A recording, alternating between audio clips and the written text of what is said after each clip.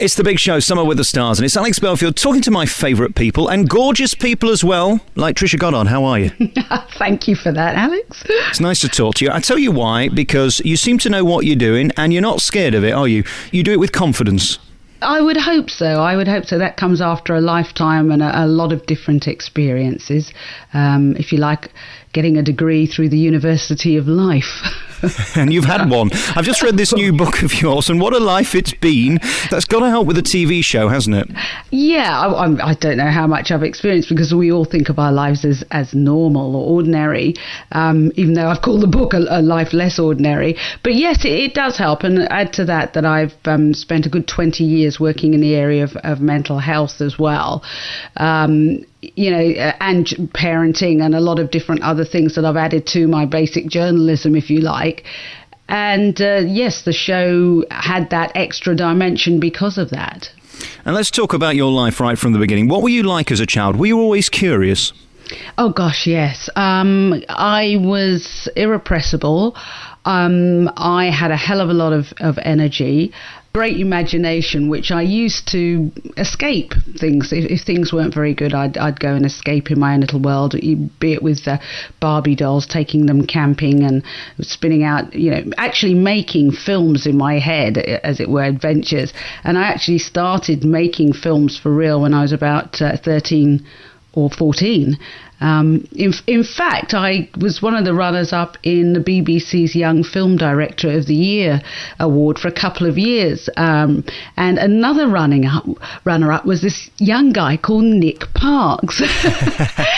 Did these silly cartoons. And I met up with him a few years ago at a do at Buckingham Palace. And he said, I remember you were one of the runners-up with your film. And, and there's, of course, Nick Parks has gone on to do Wallace and Gromit. So we said, let's go and find John Craven. So we went off and found John Craven, and we said, you might not remember us, but we were both runners up in Young Film Director of the Year award in the same year. And he said, really? Who came first? And we said, exactly. Why didn't we win? What was Nick like in those days? Because I had him on the programme a couple of years ago and did an hour with him, and he was the most peculiar but lovable man I've ever met. Nerd is the word, I think. But see, I would have been seen as a nerd, because in those days, to make films, we were using cement, splicing, using razor blades to file down the end of the film and match it up. And for a 13-year-old girl to be heavily into doing that was seen as a bit weird. Having said that, my younger daughter, who's 15, is heavily into things like mixing music and the technical side of a lot of things, so I guess I've passed it on. But I suppose I had a nerdy side of me, which I used because in order to sort of augment my imagination in my head was all very well, but I had to sort of, if you like, get it out. So I either wrote a lot, and I did a lot of writing. In fact, I dedicated in part the book to Mrs. Millard, my English teacher at school. I did a lot of writing, and I did a lot of filmmaking, and I was prepared to learn the technical side of stuff in order to get my storytelling or my telling of my life across. It's interesting, when I've read parts of your book, the one thing that seems to come across to me, and I could be wrong, is that you're very focused, you're very determined and very tenacious. That's how you became such a big star down under. You've really become a bigger name down there through your production company than you have here through the TV show. I know. It's a bit scary. When I think I was 9, I got a diary, and I wrote in it, I am going to play music, I'm going to travel the world, I'm going to be in a band, and I'm going to be a film producer. Well, I did travel the world. I was an air stewardess based in Bahrain during my 20s for 5 years. Played music, yes. I was in an all-girl band for a number of years, from, say, 15 up to 20. Eventually, we went touring. And film producer, I didn't get to be a film producer, but in those days, the idea of working in television was pretty far removed. The only black people you saw on television was the fledgling Jackson 5, actually. So, I pretty well fulfilled what I wrote in that diary at 9, so I guess you could call that focused, driven, weird. Obsessive compulsive? Yes, that too. Just very quickly on the Jacksons, how do you feel about Michael Jackson? Shocked but not surprised. I think a lot of people have said that, because I was talking to my kids about that, and we said, which stars can we imagine old? And Michael Jackson, we just said we couldn't imagine him old. Someone like Madonna, you can imagine old because she seems so disciplined and she doesn't do drugs or anything, and she's just so focused, and she's an athlete. Anybody who's a dancer is an athlete. People like Michael Jackson, and I hate to say it, people like Britney Spears, who've not had a childhood and have a whole load of issues that they've either dealt with or not dealt with in the public arena, been surrounded by sycophants and yes people without much idea of who they really are. They're the people that, in a mental health sense, would flag up all the warning signs. I trust me, people like Michael Jackson, Britney Spears, Amy Winehouse, all of those people were, as young people, had some doings with a mental health service.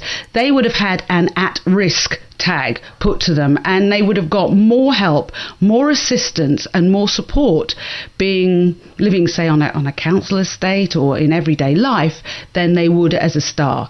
I actually do believe I know a lot of celebrities go through a lot of hell, go through a lot of things, are subject to a lot of things that they would not have to go through if they were ordinary people. There would be some intervention early on.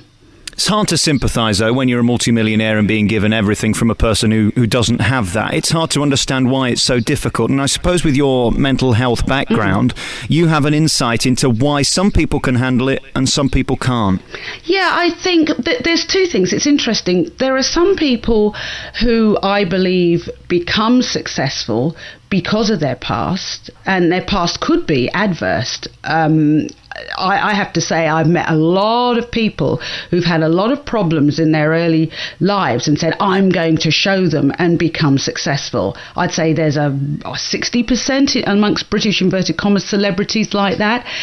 Of those people, there are a number who can handle what it brings their way. There's a whole load of people who really believe it when fans say, I love you, I love you. I always say, when people say, oh, you're so lucky, you've got all those people who love you. Are they the same sorts of people who would love you when you're vomiting down the toilet bowl or incontinent? No, I don't think so. They love what you represent. But there are those people who have been childhood celebrities who've had maybe difficult backgrounds, or just, how do you stuff up when it's written all over the papers? I mean, every child, every young person stuffs up. But when that becomes something that is revisited year after year after year, 15, 20 years later, remember when she shaved off her hair 30 years later, and you haven't got the most stable of backgrounds anyway, add to that all the hangers on, you're wonderful, you're amazing. No one who actually says, no, you're being a fool, stop, because they don't want to cut off the money, the fame, etc. And that makes for a very dangerous cocktail. So you're saying you wouldn't be surprised if you were to read a tragedy about someone like Britney Spears, because she's just going around that vicious circle of show business and continues to? Well, when does somebody say, and manage to stay and give her some boundaries and controls? And I would argue, people say, oh, well, the parents. I'm sorry, if it wasn't there in the beginning, you have to question what was going on. There are some very grounded celebrities. I'd offer up Justin Timberlake as one, and you don't become... It's not just people from the inverted commas ideal home background who become celebrities. There are actually a lot of damaged people who become celebrities. And as I say, with the sycophants, when, if you've got a choice between becoming ill or signing yourself off and having a year off and maybe having some psychotherapy, or going out and doing 50 concerts that's going to earn a shed load of money for a load of agents, dancers, managers, etc., is your manager going to say, you know what, stuff the fact that I can make how many millions from you doing 50 concerts, you have a lie down for it a year? I don't think so. Let's get back to you, because there's so much to talk about your life and what's been written in the papers recently. You write this book about your life, and then, of course, certain newspapers take elements of it and turn it into a big thing. How does it feel when you become the news, opposed to interviewing people about their lives and trying to make the news? It is uncomfortable. I come from a journalistic background. I was an Aussie newsroom journalist, and trust me, if you did you sign off too long? Your editor would be going, mate, I timed your sign off. It was 30 bloody seconds. Who do you think the star is, So you kept your head down and you did your job. So I was never comfortable with the celebrity kind of aspect. A lot of people say, oh, well, then why tell your story? Initially, it came about because after I had my breakdown in 1994, I was in a psych hospital, and unfortunately, there's always somebody who wants to make money out of your story. And I got a call on the psych hospital from someone saying, we know you're in there, we're going to do a story on it. And that, at a time when you feel at your lowest and your most vulnerable and panicky, is the most terrifying thing, because up until then, no one knew that I had gone into the psychiatric hospital. So luckily I had a publicist at the channel I was at that in those days, Channel 10 in Sydney, and I'd helped her husband when he'd had some problems with depression. So she said, look, we'll manage this. And we called up a journalist whose partner I'd also helped when he'd had some mental health problems. And we went round to her house. I was really shaky. They signed me out of the hospital. And with this journalist who kind of I knew would report it responsibly because she'd had dealings with mental illness and mental health, we did the story. And we said, yep, I've had a breakdown. This is what's happened. I had to say that my marriage had broken up because obviously, what do you say when you're asked about your partner? And we did that one interview, that one story, and that killed off the paparazzi and it killed off the story. And if they were going to write about it, they had to do it from a factually correct base. Well, of course, with the internet and what have you, that story's regurgitated, 15 years later. But again, the same thing with my breast cancer. Nobody, bar my very, very closest family, my husband and daughters and my business partner, knew about that until somebody saw me at the hospital. And, the rest, as they say, is history. Earlier on this programme, I was talking to Jerry Springer about his programme, and he basically is embarrassed by it. He has no problem saying that it's a load of rubbish, and that if you choose to watch it, that's up to you. He personally wouldn't. How do you feel about your programme, Trisha? It's very different, and I know Jerry. I've met Jerry, and we've discussed this. It is a very, very different kettle of fish. Jerry doesn't say that he's got any expertise in doing anything except for highlighting absurdities and stirring the pot a bit. I come to the programme with a whole different set of skills, journalistic, conflict resolution, which I've studied, mental health, which I've been in and continue to be involved in, parenting, again, ditto the same thing. So it stands to reason that I'm going to use those tools to work through my show. And I think that's the thing about chat shows. They take on the values of the person actually doing the show. So, for instance, someone would come onto my show for completely different set of reasons, and they would go on to Jerry Springer's show, or in fact Jeremy Kyle's show.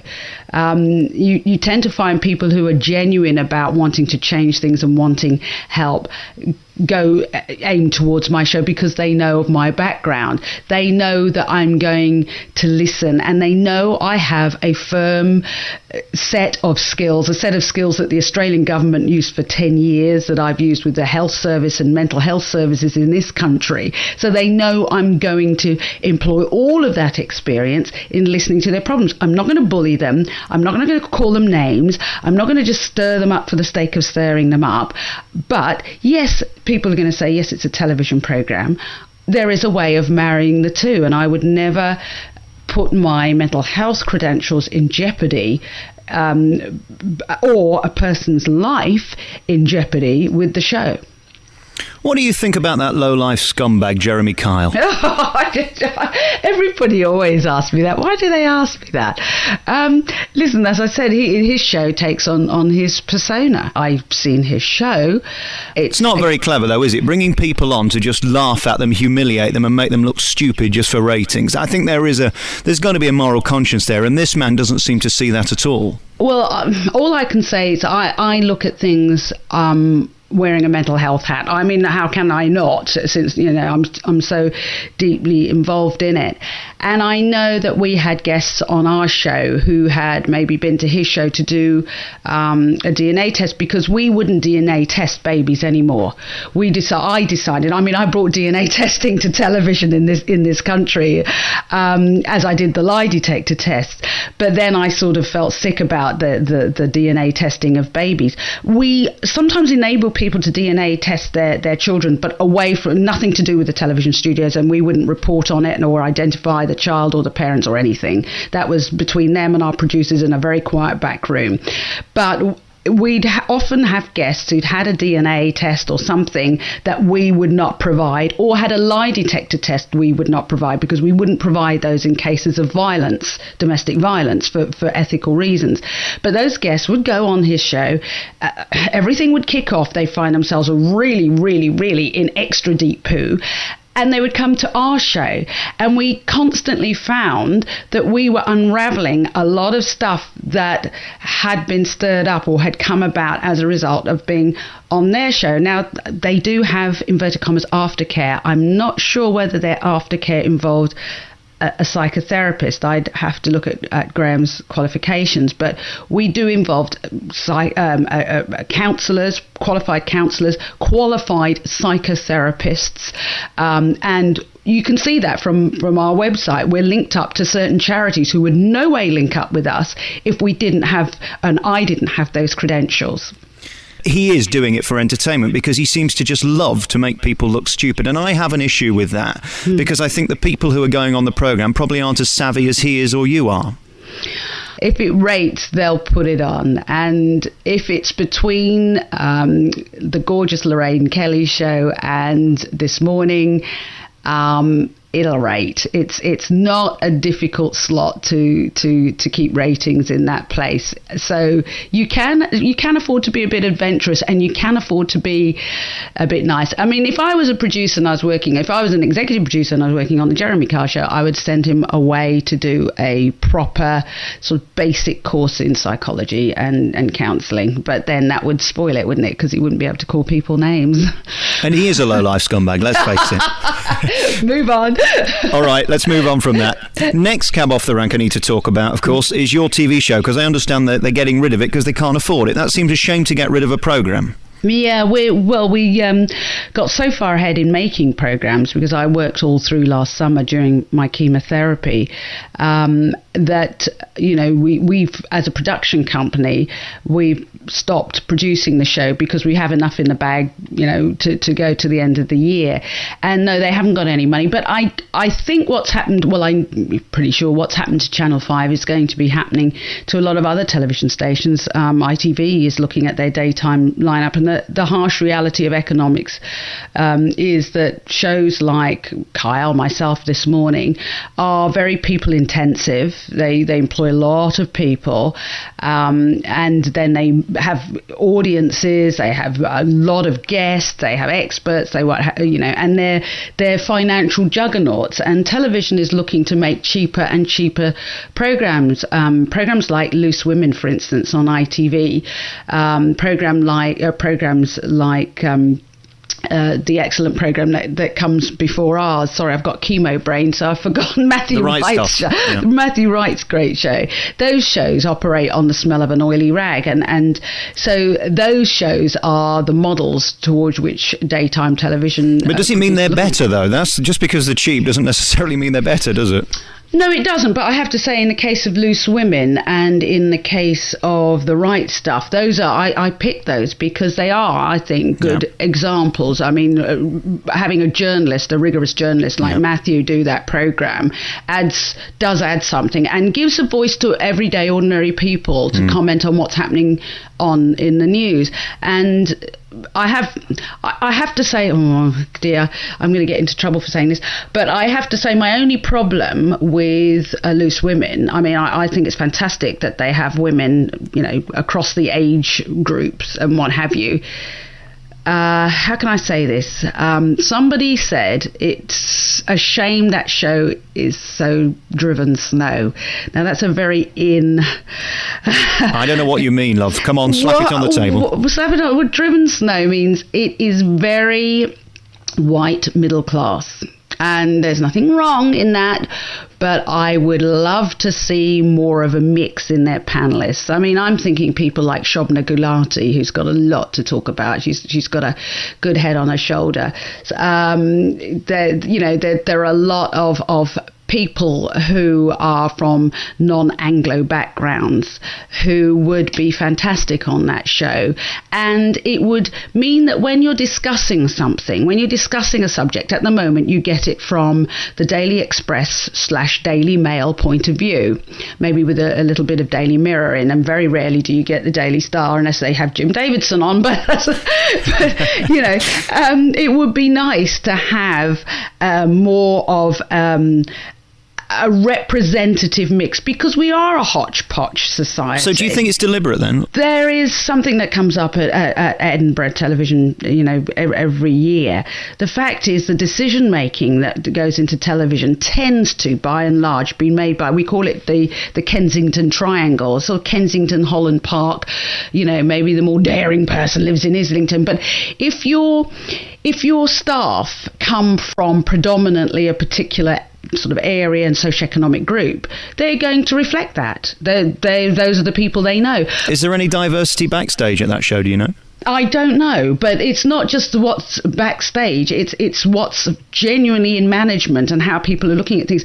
People often ask how we got the guests we got and the range, and I know, as far as ethnic involvement or multicultural involvement, I know that the audiences that I had both at ITV and Channel 5 were the most ethnically diverse, and we know that on ITV because ITV used to use us for surveys, etc.